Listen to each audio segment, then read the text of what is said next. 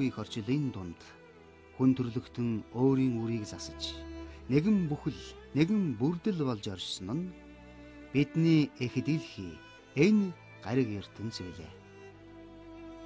Тиймээс эх дэлхий бол бидний их гэрийн маа хэмээн ухаарсан монголчуудын оршихуйн түүх. Үүслийн эх өрх гэр, үлдэж үргэлжилхийн утга улс гэр, өөртөө бүхнийг багтаах байгал дэлхий гэсэн нэгэн нөгөөдөө багтах, нэгэн нөгөөгөөсөн хамаарах гурван гэрийн түүх юм. Амьдрах хуйн гүн ухааныг нүүдэлчин ахуй соёлтойгоо холбон гэрийн онолоор тайлбарлсан эрдэмт өвгдийн ухаан их зүйлийг хэлнэ. Үндэстэн оршихуйн түүх өөрөө цаг хугацааны шалгуурыг давах оюун санааны шандас. Цаашлбал хувь заяаны цадиг гэдгийг ч сануулжээ. Тэгэхээр оршихуйн түүх гэдэг нь оюун санааны түүх юм байна. Оршихуйн түүх, оюун санааны түүх. Оршихуйн түүх, оюун санааны түүх. Оршихуйн түүх өөрөө оюун санааны түүх байдаг бол хүннүү Сянбигаас эхлээд тэртех 2000-аас 3000 жилийн өмнөх үес 13 дугаар зуунд дэлхийг эзэгнэн төвшөтгөж 14-өөс 17 дугаар зуунд мандаж буурч дахин сэргэж явсаар эцэстэн манж гүрний иргэшээлд орж туурга тусгаар улс гэр байх эрх чөлөөгөн 200-ыг дамжин мөрөөдсөн монголчуудын оюун санааны ертөнц ямар түүхийг бичэв. Бахархал, сургамж хоёрын туйлд хүрсэн он жилүүдийг зургаар, хөгжмөөр, өнгө будгаар илэрхийлэн буулгавал хорвоогийн бүх хөнгө, бүх аялгау эрчилэн нийлэх мэт санагдана. Ингэж бид өөрсдийнхөө тухай бодож, тарих оюуныхаа эд эсээр задарч нэгдэж нэг ухаарлын амтанд уусан шингэж байх учиртай. Яагаад гэвэл оршин гэдэг үлдэхийн нэр, үргэлжилхийн заяа юм. Монголчууд бидний гэрт юу болж өнгөрснийг мартаж болохгүй. Одоо юу болж байгааг сэрж сэхэрхээс зүгтах аргагүй. Ирээдүйд энэ бүхний үрээр юу болохыг ухтаж мэдээд, тосож бэлдээд, тэсэж гарах нь маргаангүй. Тиймээс орчин цагийн Монгол улсыг, Монгол хүнийг бүтээсэн 20 дугаар зууны Монголын түүх, монголчуудын оюун санааны түүхийг эргэн харах хэрэгтэй юм.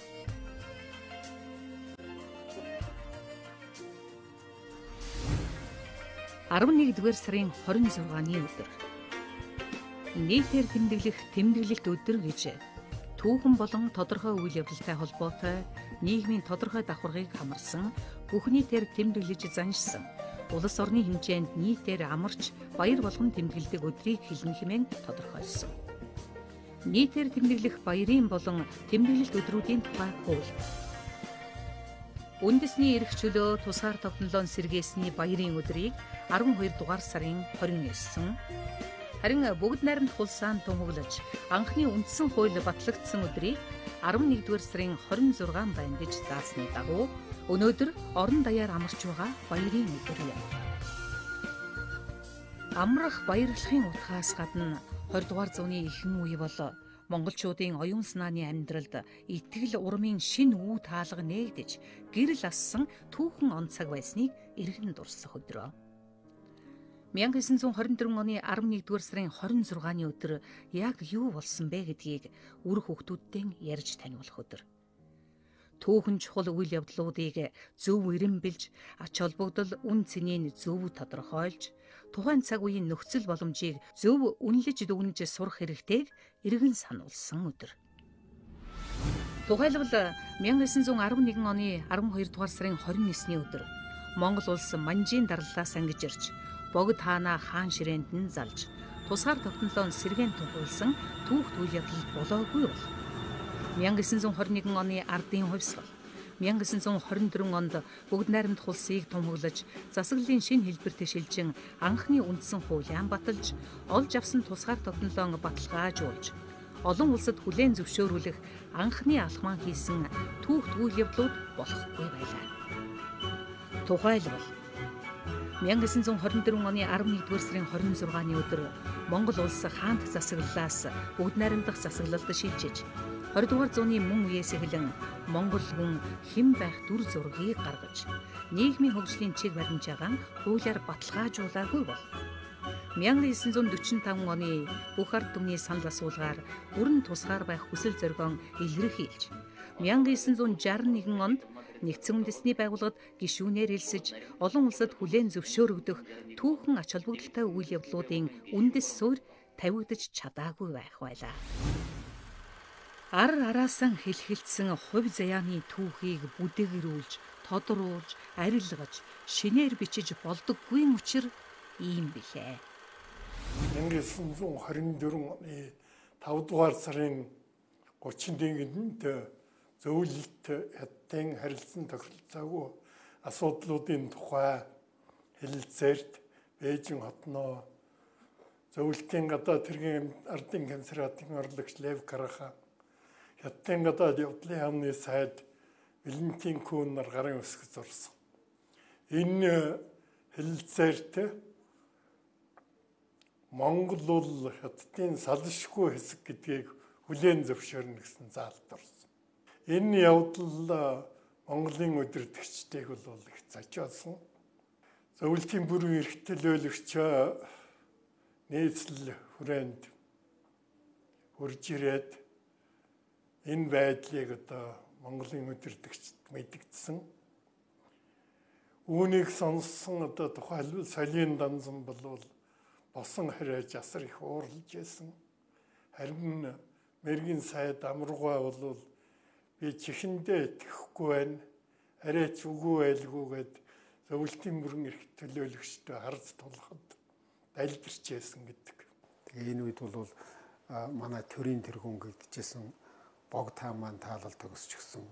Тэр гадаадад тийм гэрээ хийгдсэн, өөртөө барих үндсэн хуульгүй ийм байсан нөхцөлд манай дээдэс яарвчлан үндсэн хуулиа боловсруулж, түүнийгээ баталж, тэгээд дэлхийд ихэнд Монгол улсаа зарлан тунхагласан явдал бол тэр гадаадад болж исэн үйл явдлын сөрсөн, тэрний үр дагавраас улс орноо хамгаалсан ийм үйл ажиллагаа болсон л доо.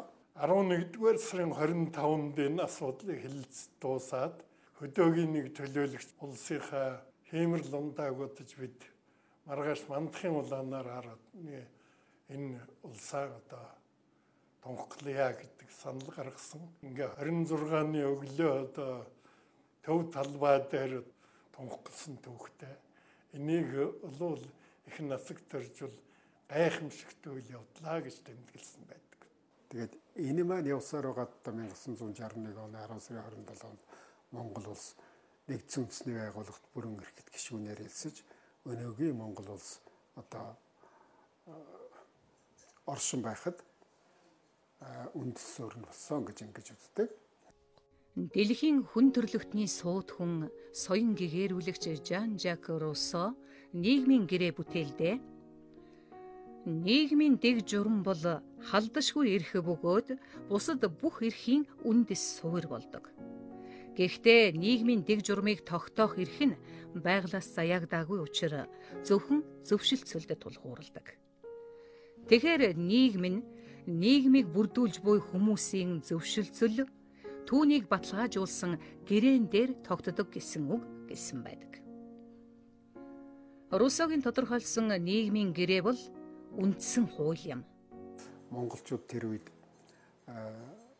улс төрийн цоо шин философитой танилцж түүнийг хүлээж авсан гэж ингэж хэлэхэд болно. Дараагийн зүйл бол хүний эрхтэй холбоотой их чухал заалтууд бол тэнд орсон. Шашин шүтэх, шүтэх, гэвлэн нийтлэх, шүүмжлэх, уралдах, баяр ёслол тэмдэглэх гэдэг их олон эрхүүдийг бол тэнд тунхаглаж өгсөн. За энд яг ер нь сонгогдох явдалдаар бол хар шар бядалч гэдэг юм уу одоо нудраган баячуудыг одоо хязгаарлаж тэр эрхийн хаасан явдал биелдэ. Тэр нь бол одоо яг ер нь гол төлөв гадаадын нөлөө даралт шахалт байсан. За энэ хүний эрхтэй холбоотой юм дотор нэг одоо онцгой тэмдэглэвчтэй юм нь юу вэ? Нөхөдөө зэрэг эмэгтэйчүүдийн эрхийг баталгаажуулсан явдал юм л да.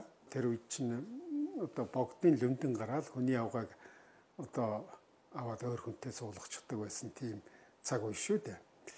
Тэгэхээр эмэгтэйчүүдийн эрхийг зарлан тунхагласан явдал бол маш чухал үйл хэрэг. 100-наас дээшээ гарч болохгүй гэдэг энэ ийм үзэл бодлоор бол бас маш олон жил ингэж явсан. Ялангуяа одоо манжийн даралт байх үед бол эмэгтэйчүүдийн эрх, эмэгтэйчүүдтэй холбоотой асуудлууд бол бүр манай зүүр цэцэн өвөнд ч гэсэн одоо хоцорсон нэлээд доорд үзэгддэг юм байсан. Эмэгтэй хүний одоо усан нуур тухайн богинч гэдэг юм одоо энэ чинь бас ялгаа гаргах гэдэг шүү дээ. Тэгэхээр энэ ялгаануудыг бид нэр арилгаж тэгшэрхийн тухай ойлголтыг бол анх удаа бүр Аз твдээ анх удаа шүү дээ. Би болгосон энэ нь юу вэ нөхөр зэрэг эрэгтэй эмэгтэйчүүд сонгуул тэгшэрхт хүүсийн ялгаагүй байна гэдэг энэ зарчим маань өөрөө нөгөө тэгшэрхийн зарчим болно. Энэ зарчмуудыг үйл хэрэг болгохын төлөө нөгөө сонгогдох эрхийг хэрэгжүүлэхийн тулд нөгөө янжмаагаа болон бусад тэр эмэгтэйчүүдийн байгууллагынхан ямар их зүтгэл гаргаж одоо нэг хүмүүс сурталж илж бүгдээрээ адилхан шүү. Эмэгтэйчүүд бас одоо оролцох бүрэн боломжтой болсон шүү. Энэ боломжийг одоо бид нар эмэгтэйчүүд маань ухаалгаар бас эрдэм боловсралтай болж энэнийг хэрэгжүүлэх ёстой гэд маш олон ажлыг зохион байгуулсан байсан. За дараагийн одоо ярууштай ийм зүйл бол энэ төр иргэний харилцаа байгаа юм. Анх удаа Монгол хүн хаан эзний албат байхаа болж улсын иргэн болсон хэрэг шүү дээ. За дараагийн одоо нэг тэмцэж хэлвэжтэй ийм зүйл бол юу вэ нөхөр шинжлэх ухаанд итгэх итгэлийн тухай асуудал юм. Мухар сүсэг их дэлгэрсэн ийм байсан. Тэгэхээр энийг бол одоо орчин үеийн мэдлэг, орчин үеийн сэтгэлгээтэй болгох нийгэмд байгаль орчинд одоо хандах орчин үеийн одоо шинжлэх ухааны хандлага гэж хэлээ дээ. Ийм хандлагатай болгох асуудал бол маш их чухал ийм зүйл байсан л да. Энэ 20 дугаар зуунд болсон энэ үйл явдлууд бол бүгдээрээ Монгол улсын тусгай тогтнолыг одоо баталгаажуулах, монголчуудыг шинэ соёлтой, шинэ мэдлэгтэй, шинэ хүн болгоход бол одоо чухал нөлөө үзүүлсэн ийм зүйл. Оршин гэдэг үлдэхэнэр үргэлжилхийн заяа буюу хүн нь хүн шиг нэр бүтэн сэтгэл дүүрэн явах. Гэр бүл нь гэр бүл шиг элэг бүтэн жаргал дүүрэн амьдрах. Улс орон шиг эвэй бүтэн эх орны тусгаар тогтнол бүрэн дүүрэн байх тэр уулзврыг оршихуй хэмээн нэрийдэг. Энэ дэлхийн хаанаас ирээдүйд болох эн хамгаалангийн өлгий эх орон Монгол минь үрдмөнх оршдугай хэмээн сүсгэлэн сүүн цагаан сэтгэл бүхний дотор бат итгэл бүхний хязгаарт цэцэн сарвал хаан бүхний чандад эх орон Монгол минь орсоор ирсэн орсоорч байна орсоорч байх болон ингэж чангаас чанхили ирээдүй маргаашийн сонсог энэ цагийн омог шиг түүхийн хуудас эргэг түүний дундаас өнөөдрийг ирж олъё.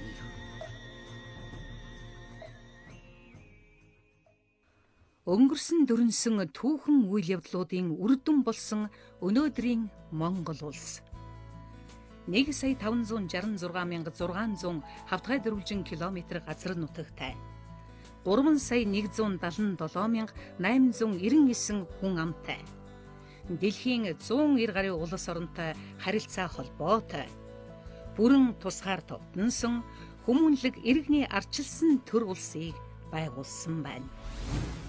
Тэгвэл 20 дугаар зууны ихэнх үеийн түүхэн үйл явдлууд тэр дундаас 1924 оны 11-р сарын 26-ны өдөр бүгд найрамдах улсыг байгуулж анхны үндсэн хуулиа баталснаар өнөөгийн монголчуудын соёл сэтгэлгээний, оюун санааны итгэл үнэмшлийн, хүний хөгжлийн ямар үндэс суурийг бий болгосон юм бэ?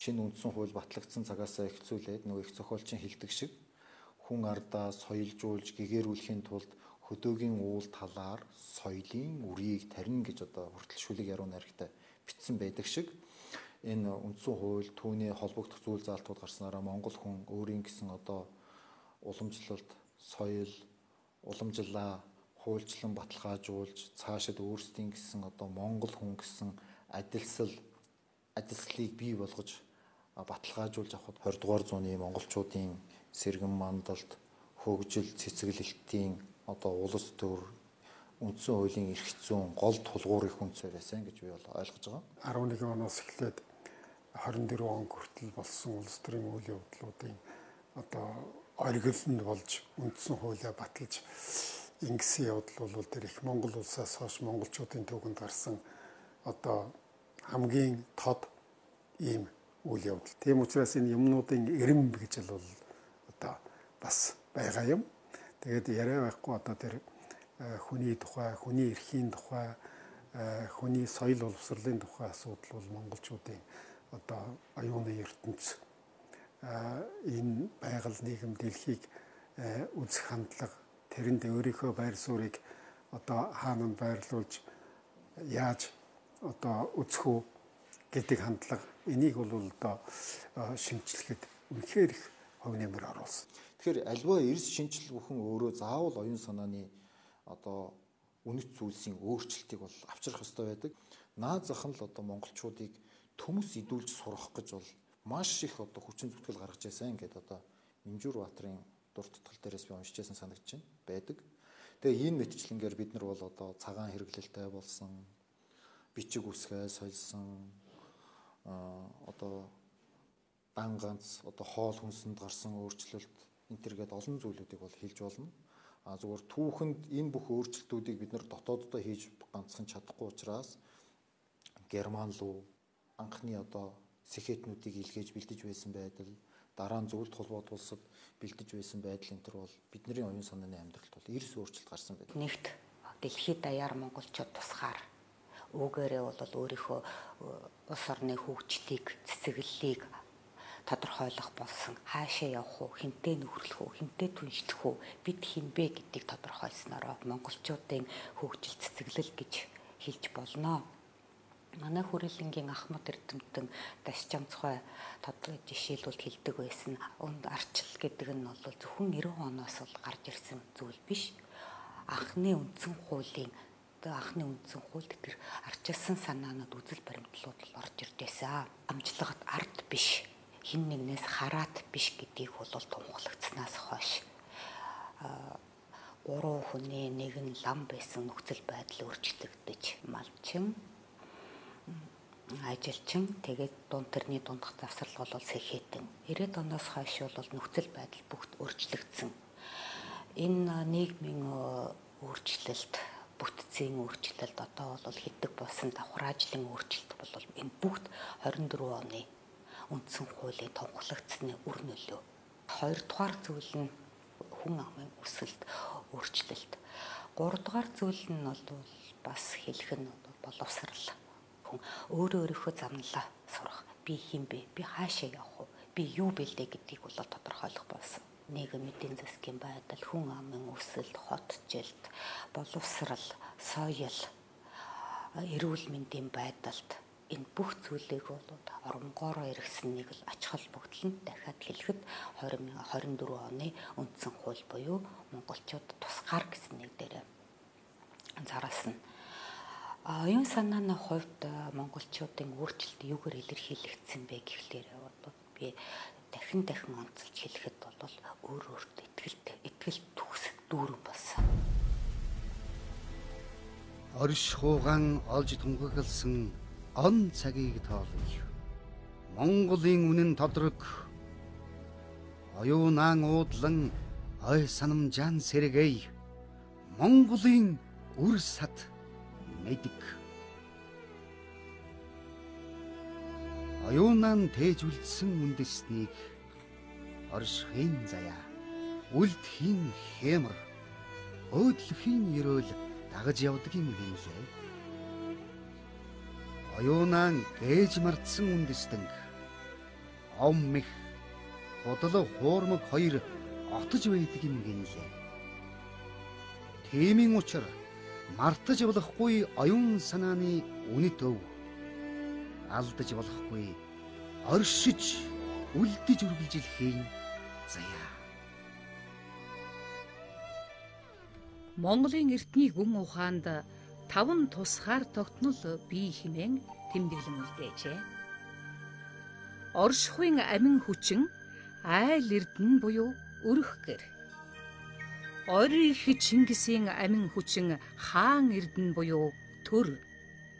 Мон химээх мөн чанарыг голлох амин хүчин тарих эрдэнэ буюу оюун ухаан. Амьдрахуйн амин хүчин нийхэм эрдэнэ буюу нийтээрэн хамтран амьдрах ухаан. Ариун дээд амин хүчин их засаг буюу үндсэн хууль. Энэ 5 бол их Монгол улсын 5 тусгаар тогтнол хэмээсэн байна. Энэ бүхнийг өгүүлэн сануулахын учир юу хэмээвээс? Бүрэн эрхэт тусгаар улс орноо өн мөнхөд хатамжлан хамгаалахын тулд оюун санааны тусгаар тогтнолыг эзэгнэх эзэд нь бид юм шүү хэмээн сануулж буй хэрэгээ. 1924 оны үндсэн хууль батлагдсанаас болоод монголчууд өөрийгөө Монгол улс орон бөгөөд монголчууд өөрийгөө тодорхойлох эрх мэдэлтэй болсон. Үүгээр бол эдийн засаг, улс төр, соёл, оюун санаа, үзэл бодлоо бүгдийг өөрсдөө тодорхойлох болсон л бол хамгийн гол ололт. Ач холбогдол гэж би дахин л онцлог хэлмээр байна. Улсын анх дугаар их хурлын төөхөн ач холбогдлыг бол дараах 3 зүйлээр онцлон тэмдэглэж байна. Нэгдүгээрт бол хэмжээ тэрхэд хаант засгаас бүгд наримт засгалд шилжин орж байна. Хоёрдугаарт Монгол улс төөхөндөө анх удаа үндсэн хуультай болсон.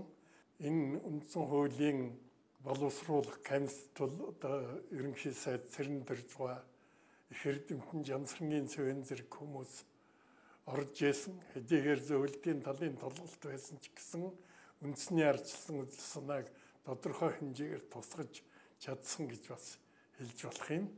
Үндсэн хуулиар бол хүний эрх, тэр дотроо эмэгтэйчүүд, эрэгтэйчүүдийн нэгэн адил тэгш эрхтэй гэдгийг анх удаа дэлхийд дахин тунхагласан орны нэг одоо болсон.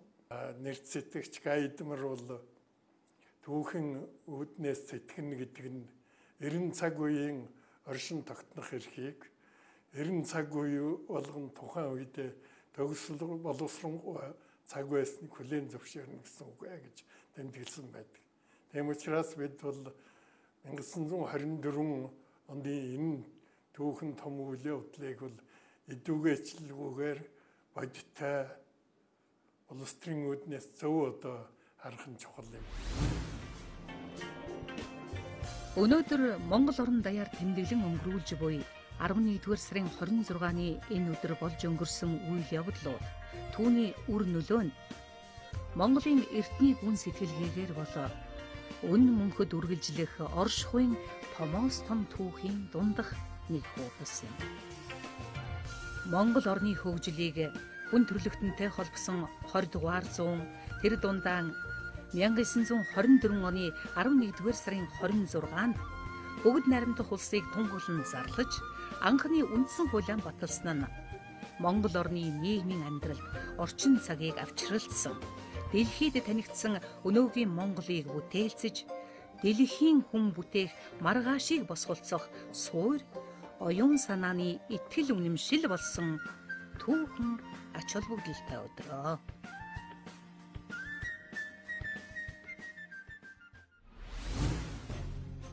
Үндэс ухсааг үргэлжлүүлэх өөрийн тань гал голомт өрөх гэр. Үндэстэн улсыг баттгах төмний гал голомт улс гэр. Үхшгүй мөнхийн худаг их дэлхийн гал голомт дэлхий гэр. Энэ гурван гэр хэмээгч нийлж хүний амьдрал төр улсын түүх хүн төрлөختний оршихуйг тодорхойл. Ингэж гэр хэмээх ойлголтоор дамжуулан гэр бүл, улс гэр, дэлхий гэсэн жижигээс томрох, томоос төврүүгэн тэмүүлэх, төвөөсөө гадагш хүрээгэн тэлэн тасралтгүй эргэх оршихуйн мөн чанар болсон мөнхийн эргэлт. Мөнхийн утга учирын загварыг зургалсан түүх эднийх байлаа. Оюун санаагаан орхиж гээгээгүй цагт оршихын заяа утан байдаг. Оршин гэх утгын цаана үлдэхийн нэр үргэлжилэхийн заяа хамт явдаг. Улс гэр тусгаар оршихын мөн чанар ухтаан хүмүүс бидний тархинд, зүрхэнд, оюун санаанд бий. Тиймээс тусгаар тогтнолын баяр бол оюун санааны, эрх чөлөөний баяр байдаг. 11-р сарын 26. Энэ өдөр эх оронд минь орчин цагийн эхлэл тавигдсан юм.